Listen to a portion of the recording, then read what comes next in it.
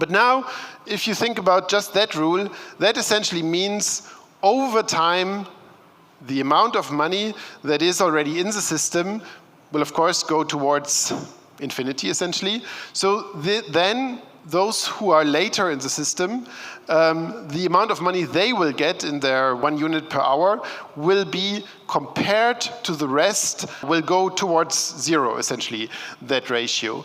To counter that, the second rule you could come up with is to say, yes, there's constantly a generation of new money at a rate of 1 unit per hour per person, but at the same time you have decay, so old money disappears essentially over time. And here we are suggesting a rate of 7% a year, and you can boil this down. So essentially at the end of every day, you multiply all balances by this, this number, and you get this 7%. So those two rules already create this kind of curve where that would be the money supply generated by a single person.